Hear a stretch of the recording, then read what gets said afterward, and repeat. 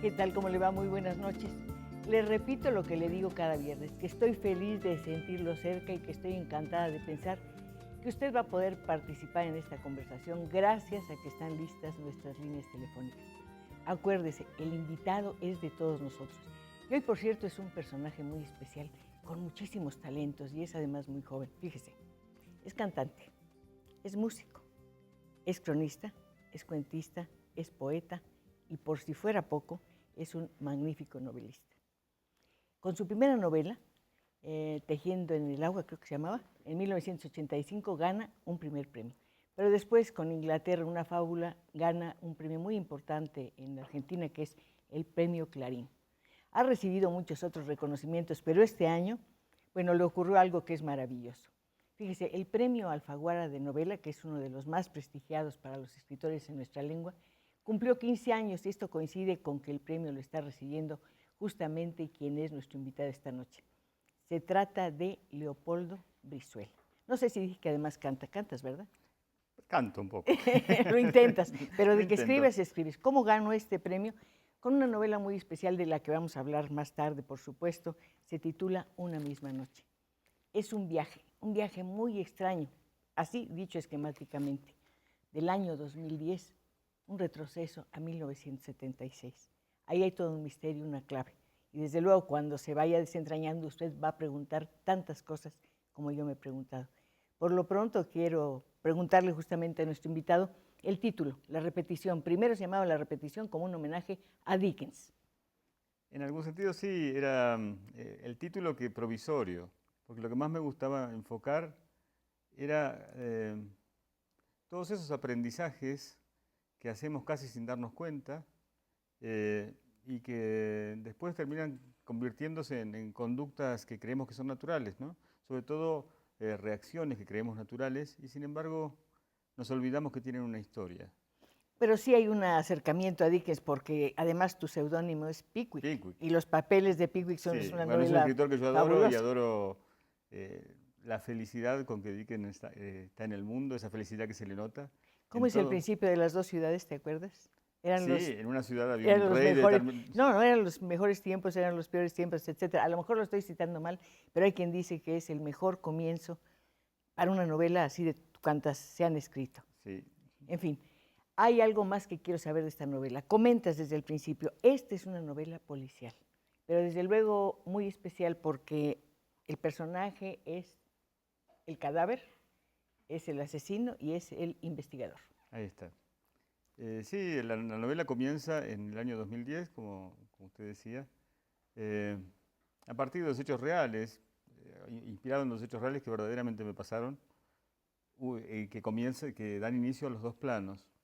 En el año 2010, yo mismo, una noche llegando del teatro, muy tarde, advertí movimientos raros en mi calle y mi reacción así espontánea, en el sentido de lo que decíamos al principio, fue meterme en casa, cerrar mejor la puerta y bueno, nada, me olvidé de lo que había visto. Y al día siguiente me encuentro con que, aunque yo creía haber estado solo viendo eso, todos los vecinos se me acercaban y a ver cosas que habían notado y juntos compusimos que había sido un asalto a una casa vecina perpetrado por una banda Asaltantes, de policías asaltantes y de claro. ex policías con los mismos métodos exactos con que 30 años antes, digamos, secuestraban personas durante la dictadura. Y bueno, por supuesto eso me dio un terror pavoroso, porque es horrible la sensación en que, bueno, uno se pregunta, ¿y ahora qué hacemos? ¿Esperamos simplemente que nos toque a nosotros? Y eso me precipitó a escribir una novela sobre ese otro recuerdo que es verdadero, de 1976, cuando yo tenía 12 años, y la policía de ese entonces, policía de civil o parapoliciales, como se le quiera llamar, porque todo era ilegal en una Sí. dictadura, eh, hacía esos operativos rastrillos en que entraba en todas las casas a revisar sin ninguna sospecha, ¿no? Además Simplemente con una impunidad y un autoritarismo escalofriantes. escalofriante. Y yo había recordado también hacía muy poco, leyendo una novela, siempre gracias a la literatura, que cuando nos tocó el turno a mi familia, a nuestra casa, como era un chico y un chico no tiene demasiado que hacer en esas situaciones, mientras mi madre era retenida en la vereda y mi padre lo obligaban a ir casa, habitación por habitación abriendo eh, los cuartos y esas cosas, mi única reacción ante un tipo armado fue tocar el piano, porque en esa época quería ser pianista. Cuando recordé eso, mucho antes del asalto que acabo de nombrar, dije, alguna vez tengo que desentrañar esa conducta tan indescifrable para mí. ¿Por qué un chico de 12 años ante una situación tan extrema opta por esa reacción, ¿no? Lo pensé mucho, Leopoldo, y me traté de contestarme. Por un lado, a los 13 años está viviendo una situación completamente inédita, no entiende nada. Es un momento de la vida muy confuso. Después, dale permiso de que tenga miedo, ¿por qué no? Claro. Y además, el teclado es como una especie de coraza para él. Y en tu vida tú has tenido muchos teclados, el piano, la máquina de escribir y ahora la computadora. Exactamente. ¿No te conformas con eso? Sí, además hay una identidad en eso. Hay una identidad. En el año 76 ese personaje se aferra al teclado y en el año 2010 se aferra a la computadora, con las grandes diferencias que hay, no solo entre las edades, sino entre hacer una música y escribir una novela, Pero ¿no? en los tres teclados hay una posibilidad de evasión o de reencuentro, cosa muy interesante. Las dos cosas, claro, sobre todo en la literatura. Alguien me En la decía, música no. no para el chico todavía, ¿no? No para ese chico, pero lo cierto es que el otro día me planteaban que era una novela sobre la evasión, y bien puede ser, yo no tengo la última clave, lo hicieron con la particularidad de que en la literatura uno es verdad que se evade, pero para volver, y para volver más fuerte y Pero enfrentar no es esa tan situación. fácil escapar, ¿eh? No, no, Tú no. crees que te estás evadiendo y de pronto la historia te cuenta una parte que ni siquiera te habías imaginado. Eso es lo que le pasa al personaje, claro. Con el padre, por lo pronto, ¿no? Él Por- empieza a investigar y se da cuenta de quién es el padre, empieza a saberlo. Y hay una desesperación mayor, que es, como ha guardado en secreto esa imagen el personaje durante tantos años, 30, y un poquito más también, ¿sí? este, su desesperación profunda es, bueno, recobré este recuerdo, pero ya no sé bien qué es, ¿no? Pero los Cuando uno recuerdos lleva en la cambian. memoria sin hablarlo, cuando uno lleva en la memoria sin hablar, como le pasa a muchísimos argentinos con experiencias parecidas, uno ya no sabe qué es, si es algo que realmente pasó, si es algo el recuerdo de un sueño, el recuerdo de una posibilidad que entrevió y lo dejó aterrado para toda su vida. Además hay algo, es una atmósfera terrible en que todo el mundo padece situaciones de opresión, pero el que no la padece se pregunta, bueno, ¿y por qué no? Y de hecho el personaje, la mamá, se pregunta al final, ¿por qué a todos les cayeron y a nosotros no? Y ahí está Sí, la respuesta terrible, bueno, porque había algo, ¿no? claro, es probable. Yo creo que a ella que tiene 90 años, 90 años, 91 creo, sí, sí. ella está preguntando por algo que le pasa a ella misma mucho más profundo que no puede comprender, ¿no? Es por qué ha sobrevivido. Porque eh, la novela, cuando yo la escribía, me daba cuenta que está dominada obviamente por un sentimiento que es el miedo. Que muy pocos personajes de la novela se toleran, es muy curioso. Todos se sienten muy culpables por sentir miedo, que es lo más natural, ¿no?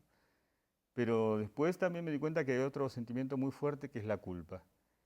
Y la culpa va maniatando en todas sus formas a los personajes, ¿no? No solo al protagonista que siente culpa por un hecho que que se va a revelar durante la novela, sino también a los restos de los personajes. Por ejemplo, esta chica que volvió de la cárcel, ¿Diana? ¿sí? Que está inventada en base a los testimonios de varios presos. Bueno, se siente culpable de haber sobrevivido y por eso pide casi disculpas por lo que va a contar, que es monstruoso. Serían el personaje, Leonardo y ella, los dos vías por donde va desarrollándose la historia, porque en realidad tú la vas persiguiendo, Sí, la vas siguiendo y lo que a ella le pasa te da permiso para entrar a muchos espacios y conocer muchas cosas. exactamente. Y cuando elegí ese tipo de personaje, porque Es decir, es un personaje bastante extraño en ese tipo de relatos, porque no es una militante, no es alguien que sepa lo que le va a pasar. Porque yo creo que en el 76 la gente que cayó ya tenía más o menos idea de cómo estaba actuando la dictadura. Pero esta es una simple secretaria de una empresa, Bueno, pero de alguien muy importante de alguien muy también. importante, pero que no sabe nada, no tiene ningún tipo de responsabilidad, a la que solo secuestran para que no se escape, supongo, y para Y que... porque a lo mejor sabe algo, Porque a lo mejor porque va con hipotéticamente, Goldberg en el coche en el momento del claro, accidente. pero eso los hace suponer que a lo mejor puede tener un dato menor, porque ella no es ni siquiera de la parte dirigente, ¿no? Con este principio de conversación siento que estamos tirando sobre la mesa las piezas de un rompecabezas y que entre todos lo vamos a armar. Va a ser difícil. Es una novela muy fácil de leer porque está muy bien escrita, pero es una novela compleja. Nos habla de un sentimiento que por fortuna aquí no hemos experimentado, no hemos conocido en las dimensiones en que se presenta en esta novela, pero por supuesto que hemos conocido otras cosas. El miedo, el temor de haber cometido un error, la vergüenza por no decir las cosas o por haberlas dicho en voz demasiado alta. Y algo que a todos nos ha pasado y que aquí crece como una enfermedad terrible, la suspicacia. Tú sospechas de mí, luego yo sospecho de por qué tú sospechas de mí. A lo mejor el vecino te dijo algo que te haga sospechar de mí. Sí, Y por lo tanto sospecho del vecino. yo creo que eso es típico y eso es deliberado en una dictadura. Hay una parte que nadie señaló hasta ahora, pero el personaje tiene acceso a unos materiales, a unos manuales más o menos Terribles, secretos, sí, de inteligencia. de inteligencia de los militares, y curiosamente esos manuales enseñan a desconfiar a los propios militares de sus E compañeros. instruyen a los niños. Sí, pero instruyen a desconfiar de sus propios compañeros. Yo que creí que cuando me anunciaron que me lo iban a conseguir, pensé que era ante todo como es, en cierta manera, bueno, a desconfiar del enemigo, pero hay largos párrafos a cuidarse del que está al lado. Creo que eso es algo deliberado, con lo cual la dictadura no hace más que afirmarse, ¿no? Yo desde luego reitero la invitación para que lleguen a este estudio, a nuestro estudio de Canal 11 y participen en esta charla con un escritor realmente muy interesante. Pregunté por todos sus libros y aquí no hay uno solo. Yo confío en que a raíz de este premio por la novela Una misma noche podamos conocer sus otras novelas, sus poemas y demás. Por lo pronto, acuérdense, este estudio es suyo. Hay muchas cosas que te quiero preguntar respecto de la novela. Borges está presente, Sí. por supuesto. Borges estaba presente en principio como personaje, porque era un escritor que estaba a favor de la dictadura, estuvo al principio sobre todo muy, Sus elogios, ¿no? sí, sus grandes elogios, y era una figura muy pública cuando qué sé yo, no digo la mayoría, pero muchísimos intelectuales no podían ni aparecer o estaban exiliados, él era como el maestro obligatorio. Y cuando el personaje también se decide a empezar a escribir, ese modelo es muy fuerte.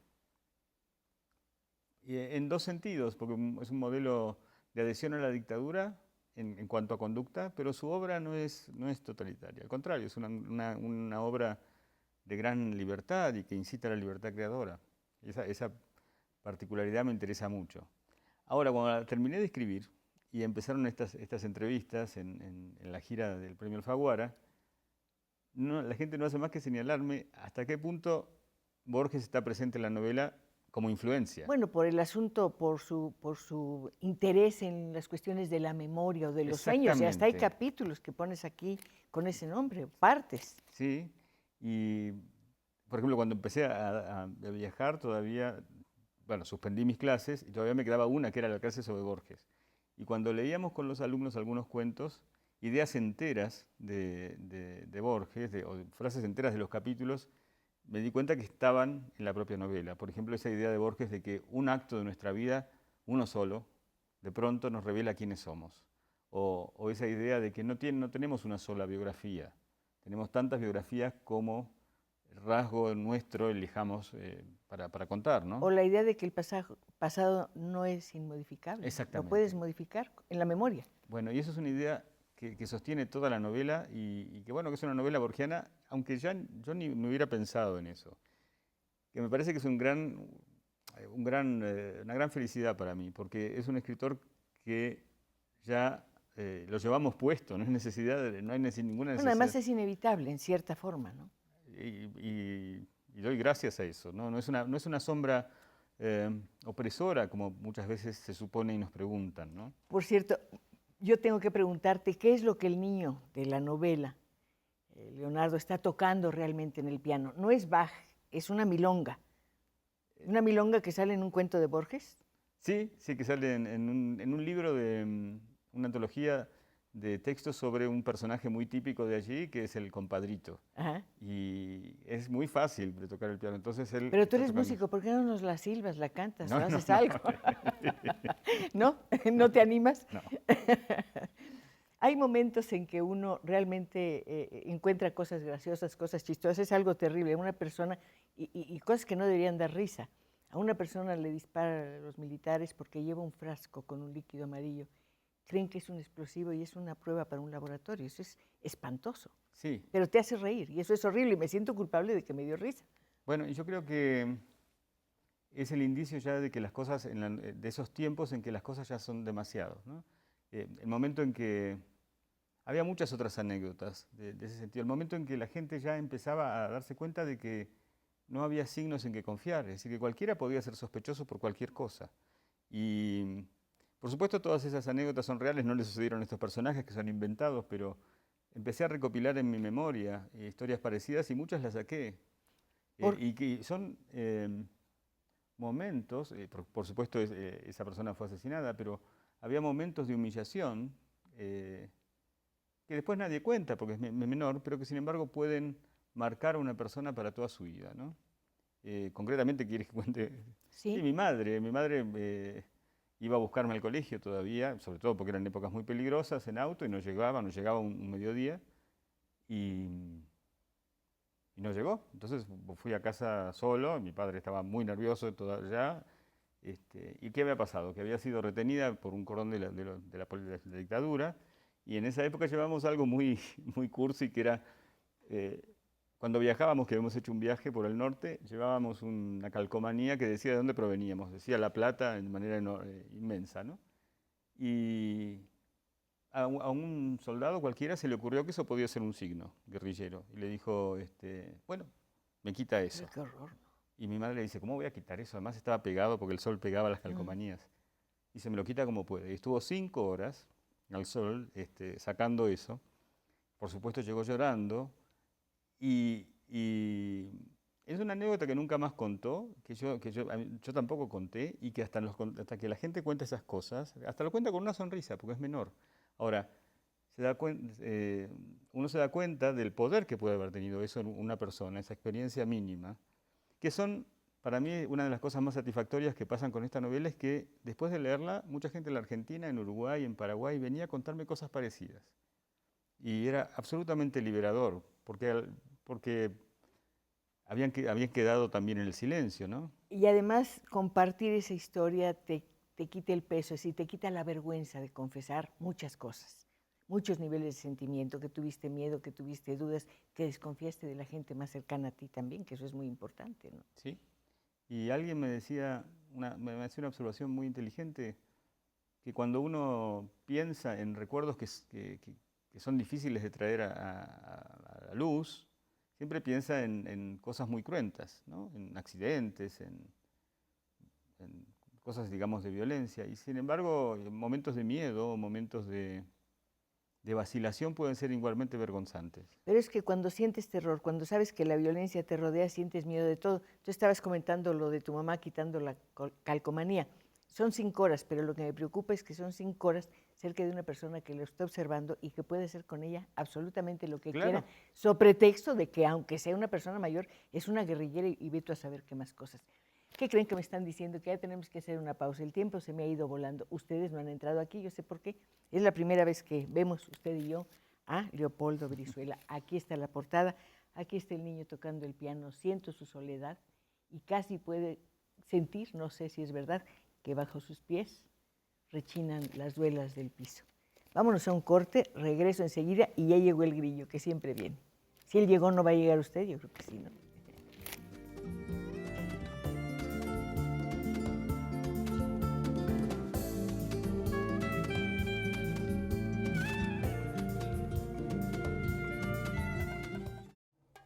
Sí,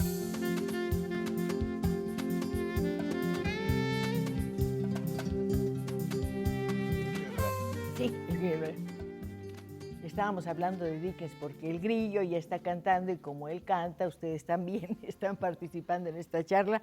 Ana María Ramírez Rocha, felicidades a la señora Pacheco y a su invitado. Rosa María Barea, hablo para ver si están regalando libros del escritor Leopoldo Brizuela. Se menciona que no se están regalando. Mire, yo nunca regalo cosas, nunca he regalado en los programas de radio ni de tele, porque yo creo que hay un regalo inmenso, que es la presencia de estas personas que son muy ocupadas y que nos regalan, imagínese usted, 1 hora aquí, más el viajecito que es como de 2 horas. Dígame si puedo pedirles algo más, yo creo que no. Me dieron lo más valioso que podemos tener, que es el tiempo. Luis Rangel, deseo felicitar a la señora Pacheco por presentarnos a Leopoldo Brizuela. Se ve que es un buen escritor, queremos saber cuáles son los diferentes libros que ha escrito para tenerlo. Ojalá lo vuelvan a invitar, porque se ve que tiene mucho que contar. Pues en cuanto regrese a México está súper invitado, por supuesto que sí. Bueno, muchísimas gracias. Hay una cosa muy curiosa, en la página 27, bueno, al principio, hay un plano que escribe, que dibuja el autor para que veamos dónde están las casas donde ocurren los hechos. Pero habla de la ciudad como de una jaula. Sí. Y eso me aterroriza. Bueno, esa es la ciudad donde vivo y es una ciudad muy particular, que fue creada... Es La Plata, ¿no? Sí, La Plata. Sí. La Plata, muy cerca de Buenos Aires, pero creada para ser la capital de un nuevo estado que se había separado de Buenos Aires y creada absolutamente hasta los últimos detalles, primero en un tablero, de arquitecto, ¿verdad? Y con unas características muy de la época, iba a ser la ciudad ideal, ¿no? Como es un cuadrado sí, es un cuadrado perfecto, cada 6 calles hay una plaza, cada 6 metros hay un árbol, con todas las ideas, higienistas de la época. Y es la ciudad en que yo crecí. Y lo que me interesaba en la novela es que 100 años después, en esa ciudad ideal, que había sido soñada para vivir una vida perfecta, bueno, pasan estas mismas cosas que cuenta la novela. Detrás de cada árbol, cada 6 metros, hay una persona que te está vigilando, que te puede disparar, te puede hacer lo que sea, ¿no? Sí, y como 100 años después, ese cuadrado perfecto, que era el sinónimo o el dibujo de la felicidad, es la imagen de una cárcel o de un tablero de operaciones. Bueno, hace muy poco tiempo que los escritores de esa ciudad empezamos a aprovechar ese escenario maravilloso para las ficciones, y mi idea era recortar todavía más uno de esos cuadraditos de la ciudad, que está compuesto básicamente de 4 casas, y poner a vivir ahí como un poco como un científico que hace un experimento de vecinos diversos, ¿no? Tuve esa sensación porque sentí que sobre esa reja, sobre ese cuadrado de metal, hay alguien que está observando y decide con el índice, quito a este, pongo a aquel, porque se siente. Bueno, qué suerte. Se siente. Ahora, sobre esa ciudad hay otra que se construye. Se empieza a levantar, está hecha de muros, de alarmas, de rejas, de reflectores. El miedo construye una ciudad sobre la ciudad y eso es pavoroso. Sí, sí. Y el protagonista, al que asaltan en la primera escena, empieza a tener una locura muy común, debo decir, por desgracia, de llenar de instrumentos de seguridad, de gastar fortunas en rejas, en cámaras, qué sé yo, en todo lo que se le puede imaginar, y cuando ya no puede agregar ninguna otra, los destruye porque les parece que son ineficaces y sigue haciendo esas cosas. Y cuando vuelven a entrar en la casa a asaltarlo, los ladrones no necesitan hacer más que apuntarlo y obligarlo a entrar, ¿no? Entonces es muy extraño. Además es como si empezara a consolidarse una verdadera locura. Decías que no es una novela autobiográfica, aunque cuesta mucho trabajo pensar que alguien pueda hablar del miedo a ser torturado, si no lo vio directamente, no lo escuchó directamente, porque son cosas que, diría yo, afortunadamente podemos imaginar, pero no con tanta precisión. Pero sobre todo cuando hablas del miedo, uno piensa que tú estás sintiendo miedo. El personaje, digamos, ¿no? Leonardo. Que hubo una vivencia en el autor, claro. Es tu alter ego. Sí. También hay una trampa en eso, porque yo sentía que tenía que mi propuesta básica, o por lo menos mi propósito básico, era obligar gentilmente, con las armas de la ficción, a que el lector se preguntara si a esa persona tan parecida a mí, o sea, el autor, le pasó algo parecido, le pasó algo similar, ¿qué hubiera hecho yo? Porque siempre es mucho más fácil pensar en las actitudes que no nos gustan como de gente distinta, No, ¿no? pero además tomas una cercanía en los hechos con una gran habilidad. No estás hablando de seres que te rodean, pero primero hablas del papá, la mamá y el niño. O sea, son personas cercanas. Hay una inmediatez hacia los hechos, no estás lejos, Bueno, eso los porque, estás viviendo. sí, y eso además me gusta mucho de la novela como idea, que al principio este personaje puede recordar estrictamente algo familiar, ¿no? Que lo tortura mucho precisamente porque solo puede recordarlo en términos muy, ¿cómo diría?, muy estrechos. Y a medida que va agregando elementos al recuerdo, esa vivencia de una familia pasa a ser una más de vivencias incontables de todos los vecinos, de la historia. Decíamos que el miedo construye una ciudad sobre la ciudad. Es una sociedad además en la que no se pueden decir nombres, no se pueden decir muchas cosas, les cayeron, los agarraron, pero nunca se dice quién. Hay un silencio y frente a ese silencio los sonidos comunes cobran dimensiones extraordinarias. Qué genial. Por ejemplo, estás en silencio y suena algo en la casa de junto y dices, algo está pasando, pero no dices qué. Sí, eso es Vas en la oscuridad de una calle y ves unos fanales y dices, este puede ser el que venga a hacer algo. Hay algo, hay una doble realidad, digamos. sí, me parece una observación extraordinaria No, la es que idea es de... verdad, uno lo siente. Sí, sí, son esos misterios, ¿no? Que cómo la literatura, que es algo, está hecha de palabras, puede connotar tanto el silencio, o cómo vivencias también, al fin y al cabo simples, porque ninguna es una de las típicas vivencias que se cuentan sobre la dictadura, pueden connotar el horror de igual manera, ¿no? Hay más llamadas. A ver, ¿Quieres que te digan, Claudia Trejo, a los cuántos años empecé a escribir?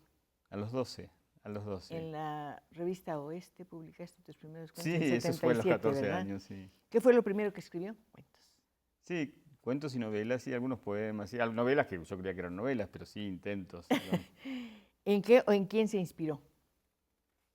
En esa época estaba muy de moda García Márquez y eran como cuentos en que uno siempre inventaba pueblos Sí, pero hay y dos mágicos. personajes de los que tú hablas que me encantan. Laura Alcoba, Sí, sí, y con La noche de los... La casa de los La conejos. casa de los conejos y Carvalho. Dices que son dos personas que te influyeron mucho. Ah, Carvalho, sí. No, Sí, bueno, eso es ahora, en la última novela, sí, sí.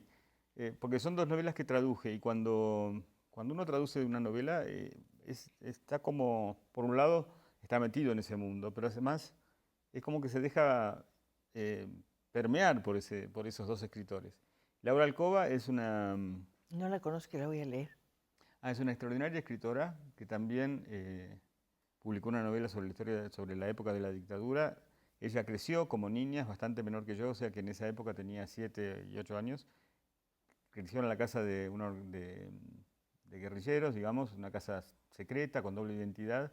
Y es esa vivencia de terror también, ¿no? De vivir con doble identidad.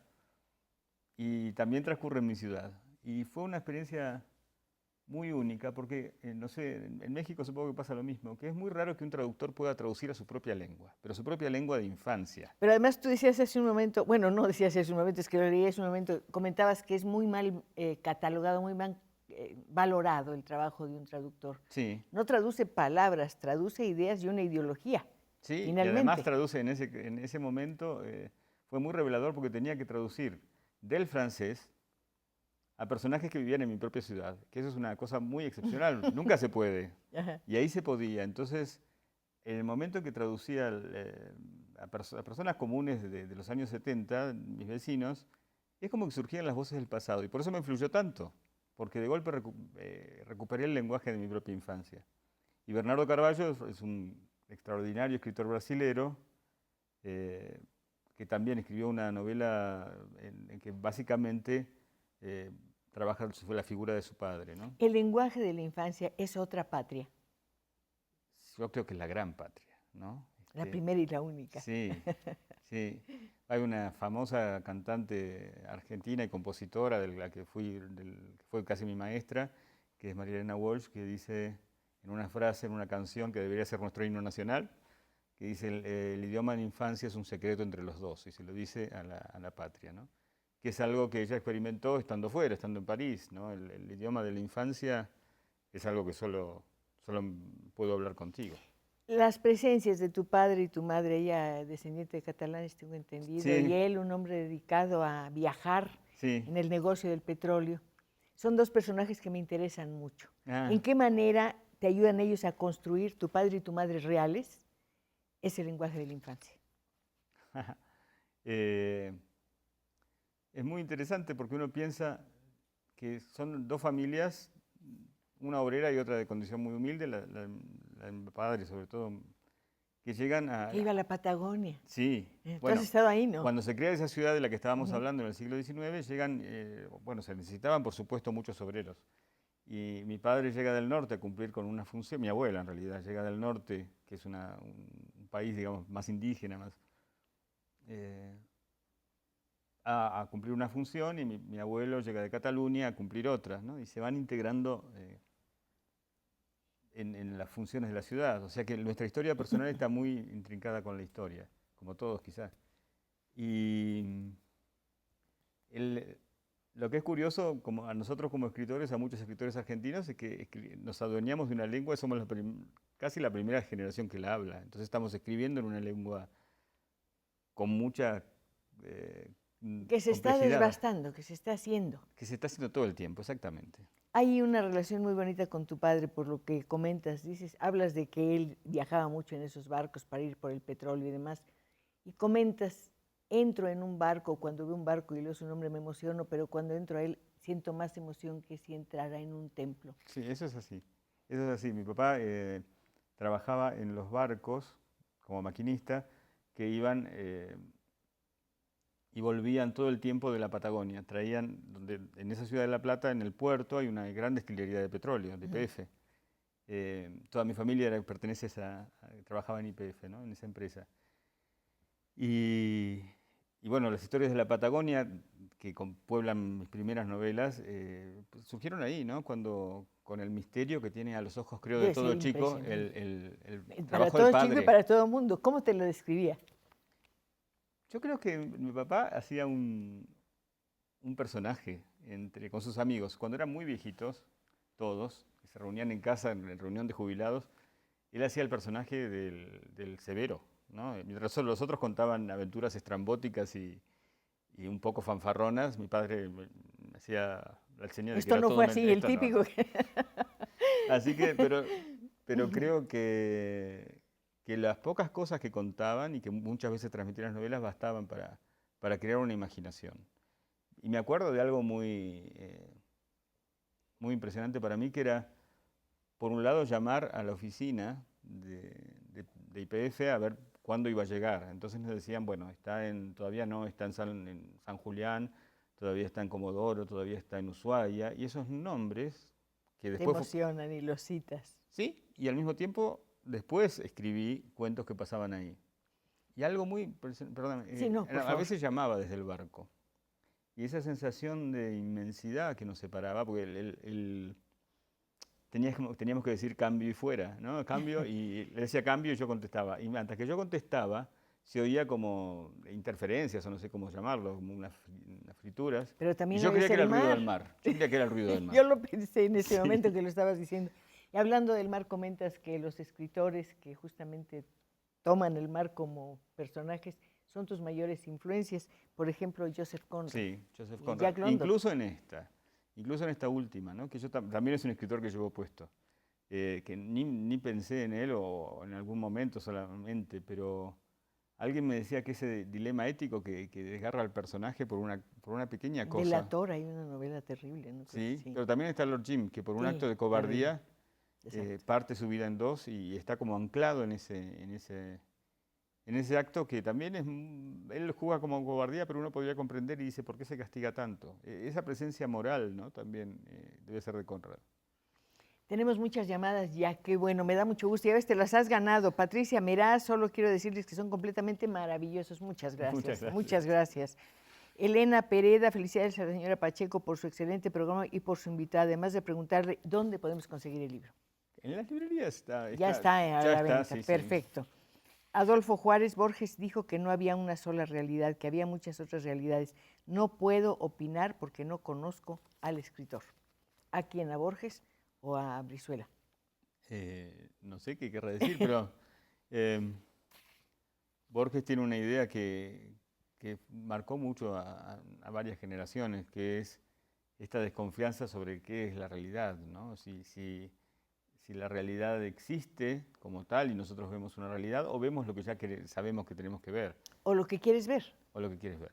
Y esa es una problemática, digamos, que está en la obra de Borges y está en todos Pero la nosotros. realidad y la perspectiva, podríamos considerarlo. Estas flores, que son maravillosas, por cierto, en este momento las veo de una manera, pero si me pongo donde esté el compañero camarógrafo, veo unas flores completamente diferentes. Sí, y Borges dice algo todavía más radical en algún sentido, que es: yo veo ahí una flor porque la flor existe o porque alguien me enseñó a ver ¿A una qué es ver flor. una flor?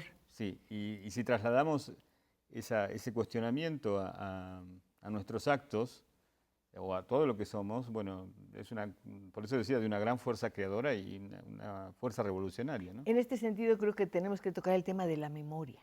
Sí, sí. Lo que yo quería era hablar de la memoria, por supuesto, en la novela, pero de una memoria que no aparece ya como hasta ahora, cuando se hablaba de la dictadura, como algo unívoco y algo que nos puede salvar. Primero, a mí me interesaba la idea de algo que puede estar en permanente construcción, como decíamos antes, ¿no? Que a veces basta un dato que nos dan para que nos contemos nuestro propio pasado, nuestra memoria, en maneras completamente diferentes.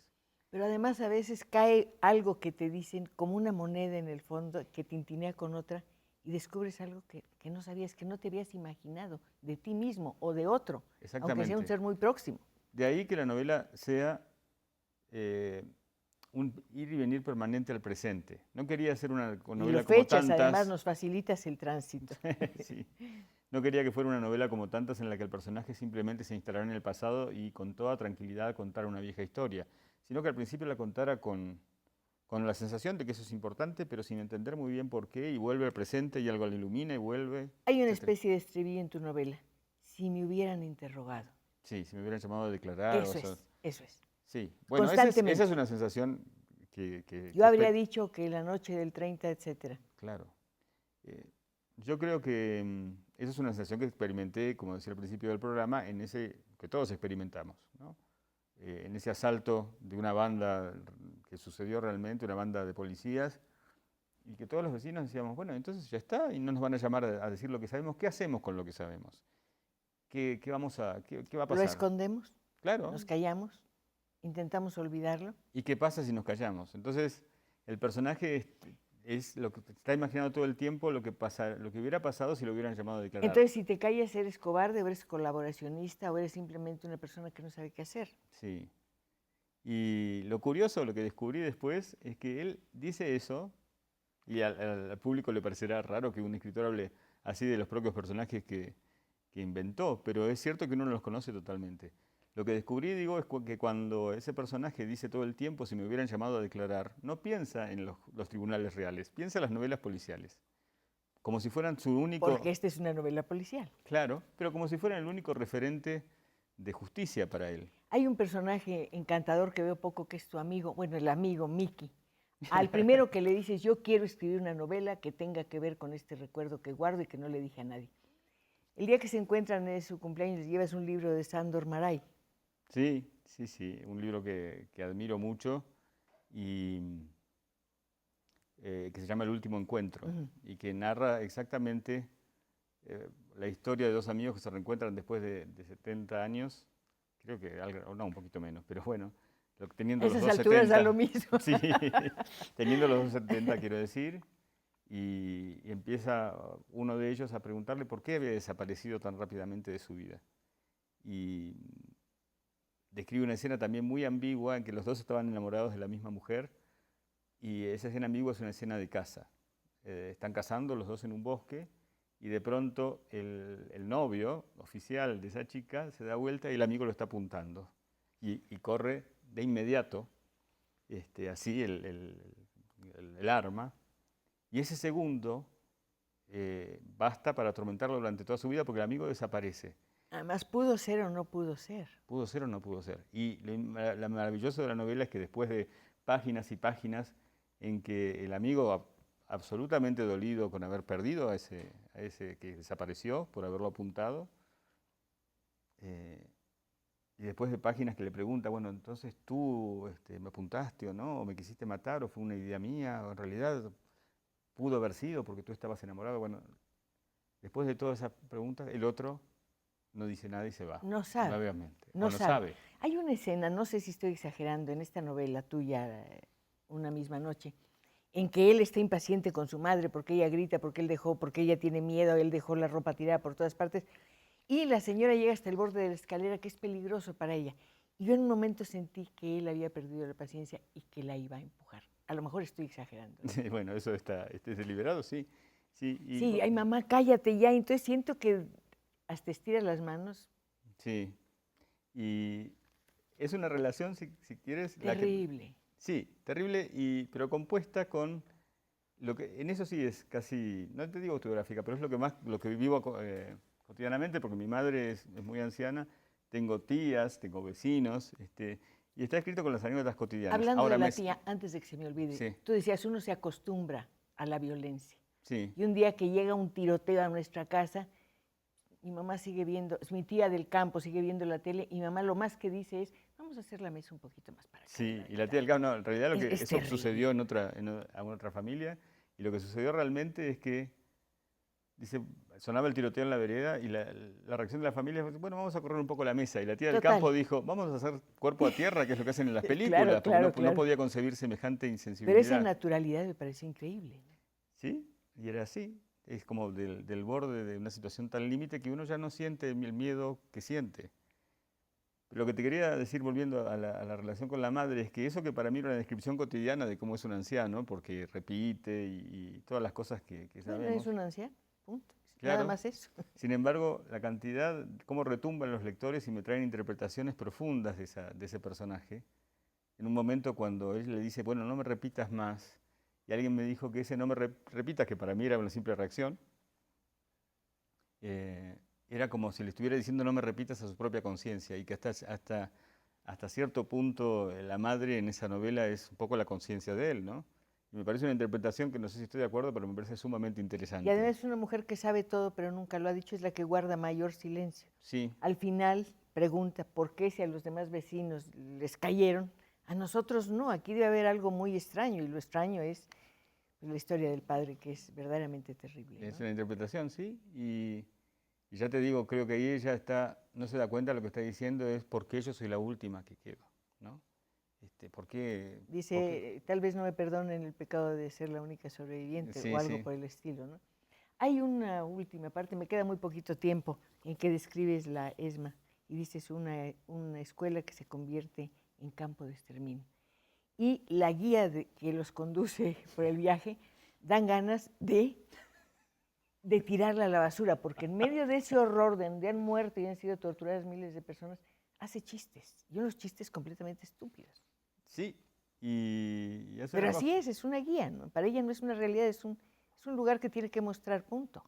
Bueno, yo creo que también hay en la novela, ahora que me lo haces pensar, hay todo un catálogo de reacciones muy humanas para no conectarse con el horror, ¿no? Uno cuando está todo el tiempo en contacto, se defiende y hace chistes o busca justificaciones absurdas, ¿no?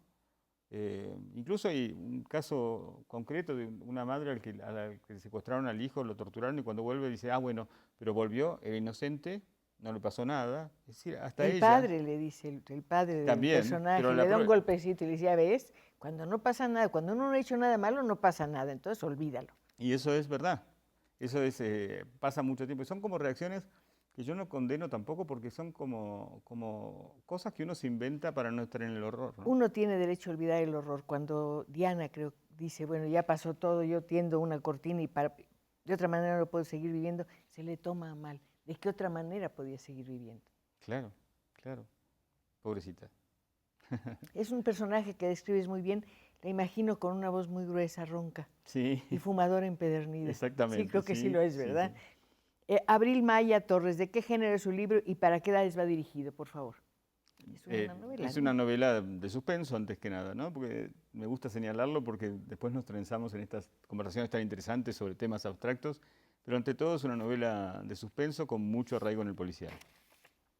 Luis Domínguez, quiero felicitar a la señora Pacheco por su programa. Deseo saber si el libro se vende en México, si habrá una presentación con firma de autógrafos. Ya hubo ayer en el ¿Y no habrá Lunario. otro? Bueno, No, cuando vengas aquí. bueno, la Feria de Guadalajara, sí, perfecto. claro, a fin de Esto año. es a fin de año, sí.